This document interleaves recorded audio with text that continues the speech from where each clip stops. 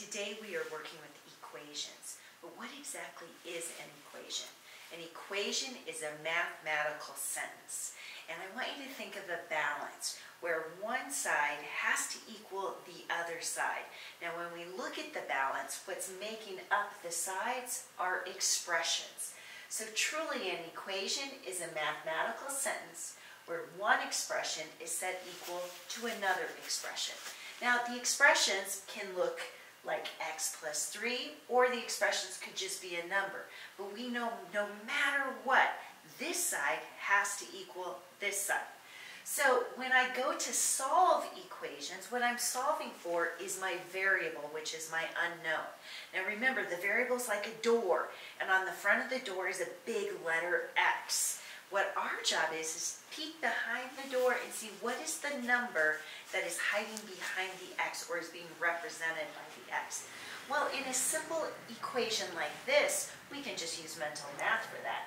If I know this side and this side have to equal the same thing, and this side is equal to 5, then I have to make this side equal to 5.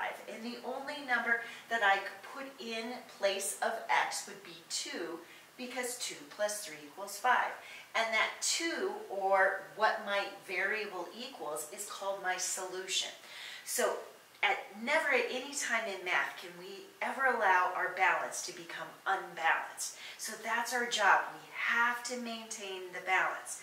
Now sometimes we might have slightly more complicated expressions. So here I have 3 plus 3, which we know equals 6. But I know that 9 minus 3 equals 6 as well. Therefore, that is an equation because this side and this side equal the same thing. Now, how do we know what the solutions are for equations? Well, we do something called substitution. So, say I have this equation, d plus 9 equals 35. Well, I know that this side must equal 35 because this side equals 35. So I've got to figure out what is d going to be.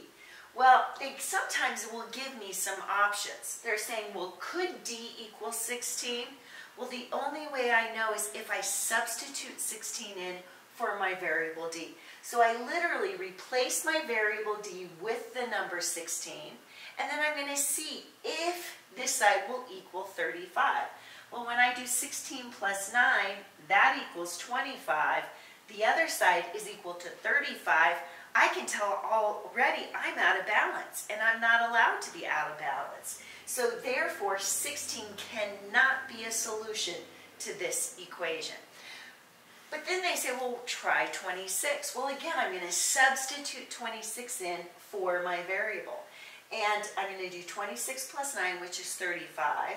And the other side equals 35, so therefore I'm in balance.